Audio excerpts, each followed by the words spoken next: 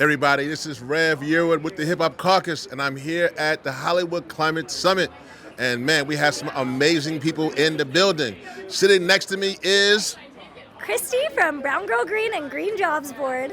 all right, Kristy. I didn't know the second part. Yeah, that's what's up. I do not only content creation, but I also help people find green jobs and career pathways to enter the climate space. So let's talk about that. So why is green jobs, particularly in this time and moment, so important as we're talking about storytelling and production and movie making and climate?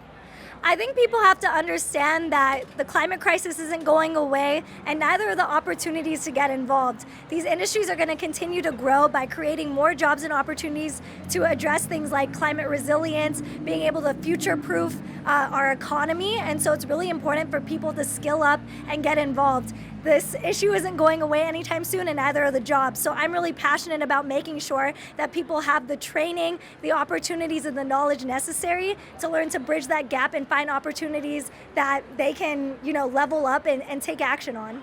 I love it. I love it.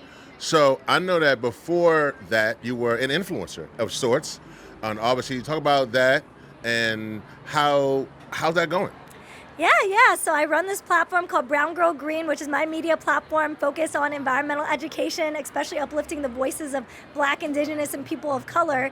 And that platform has been really focused on talking about joy, talking about solutions in a way that makes climate doom interesting, entertaining, and actionable. I'm really passionate about taking really dense topics and making sure that the everyday person can have access to this information and that it's contextual to the communities that need it the most.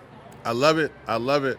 So I want to get into that because you have been talking, I've been noticing on your channel, I follow you, and I've been noticing on your channel how you have been talking about climate doom and climate anxiety and escaping. You've been going different places and doing things. You had like a little party for people in the climate movement. You've been doing like a lot of things.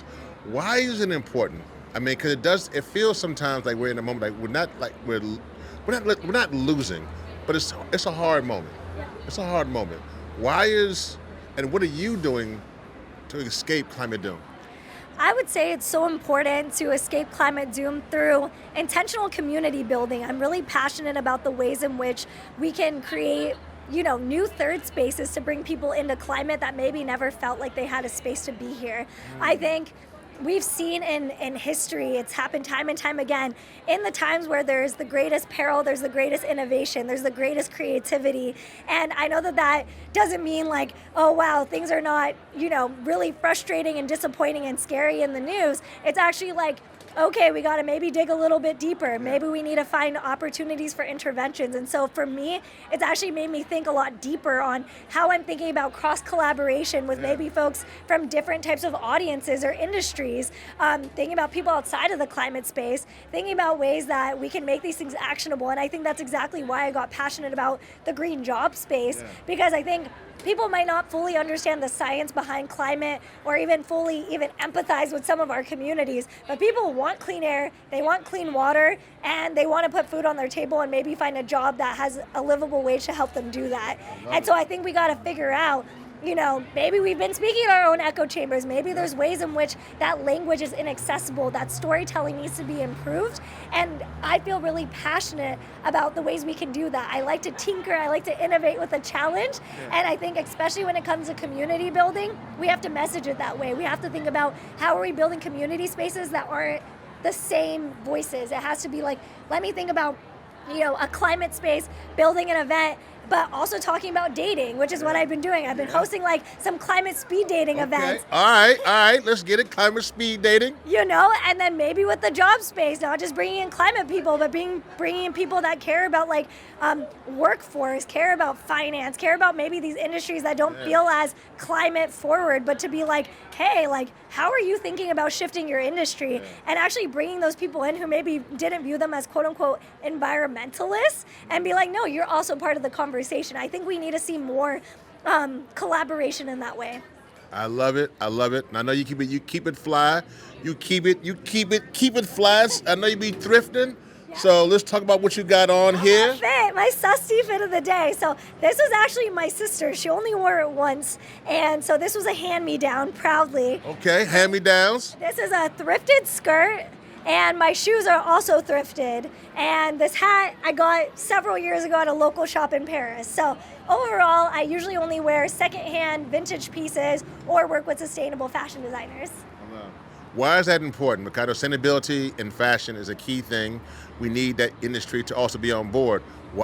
How is that important, and why is it important to make that message come true? The fashion industry is one of the most polluting industries in the world, and I think in general, the choices that we're making, I think fashion is one of the easiest swaps that you could be making. And so I think, I think fashion is political. I think it's a choice every day, what you choose to put on your body, in your body. And so I think if you have the freedom, the spending power to make better choices, especially to support local designers from the global south, and, on a cheaper end of things, just thrifting, secondhand, not buying new things, swapping clothes with your friends and family, I think it goes a long way from preventing more clothes from ending up in landfills. Wow. So I got two more questions. One kind of goes back to the Green Job Board, and I want to kind of dig into that. One of the questions for me is around, in this industry, they are getting actually away from the words green and climate because they're afraid of the context, the arena that we're in, and climate has become a culture issue. So my question is this. We know that we are in a climate crisis, but I believe that we are also dealing with a crisis of imagination. What are some things that we can do to further imagination in our movement? Ooh, I love that question. I think we need to further our imagination in our movements by being able to have a little bit more of those brainstorming sessions with maybe people we've never worked with before. Having, people in the room that maybe come from a completely different background as you, to be like, what are the conversations that are happening in your community, in your space? Like I said, I honestly think that climate has turned into an echo chamber, and I think we have to talk to even our folks who are fighting for things like reproductive justice, health justice. I even feel like in those, progressive social issues, there's silos on how those conversations are finding those intersections. So I think there's opportunities where we could be doing more work with our progressive allies, and even outside of those kinds of spaces, to think about creativity, think about the ways that we're spreading those messages and the types of messengers we're utilizing for that. I love it. I love it. So my last question is, what do you want to get out of the Hollywood Climate Summit?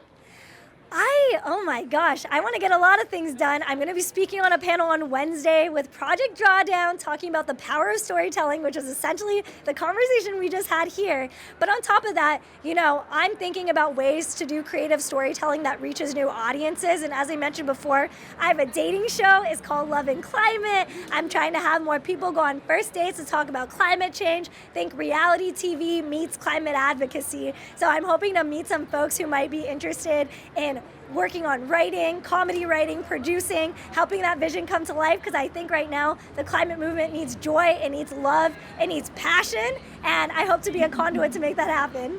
I love it. I love it. Listen. Make it happen. Keep doing you. And I just want to say that if folks want to reach you, how do they reach you? And thank you for all you've been doing for our movement. Amazing. Thank you guys so much. I love Hip Hop Caucus, love everything you guys do.